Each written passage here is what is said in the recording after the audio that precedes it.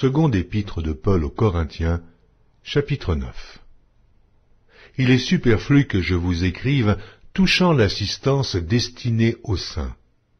Je connais, en effet, votre bonne volonté, dont je me glorifie pour vous auprès des Macédoniens, en déclarant que l'Achaïe est prête depuis l'année dernière, et ce zèle de votre part a stimulé le plus grand nombre.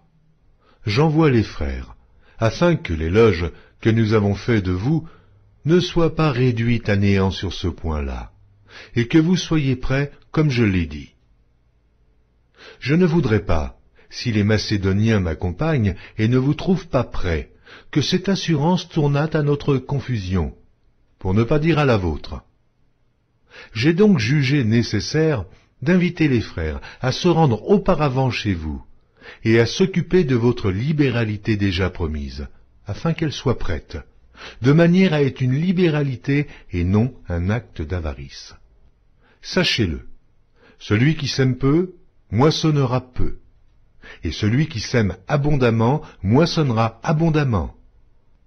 Que chacun donne comme il l'a résolu en son cœur, sans tristesse ni contrainte, car Dieu aime celui qui donne avec joie. Et Dieu peut vous combler de toutes sortes de grâces, afin que, possédant toujours en toutes choses de quoi satisfaire à tous vos besoins, vous ayez encore en abondance pour toute bonne œuvre, selon qu'il est écrit, « Il a fait des largesses, il a donné aux indigents. Sa justice subsiste à jamais. Celui qui fournit de la semence au semeur et du pain pour sa nourriture vous fournira et vous multipliera la semence, et il augmentera les fruits de votre justice. Vous serez de la sorte enrichis à tous égards, par toute espèce de libéralité qui, par notre moyen, feront offrir à Dieu des actions de grâce.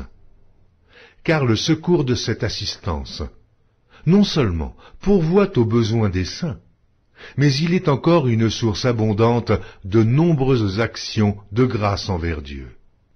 En considération de ce secours dont ils font l'expérience, ils glorifient Dieu de votre obéissance dans la profession de l'évangile de Christ, et de la libéralité de vos dons envers eux et envers tous. Ils prient pour vous, parce qu'ils vous aiment, à cause de la grâce éminente que Dieu vous a faite. Grâce soit rendue à Dieu pour son don ineffable.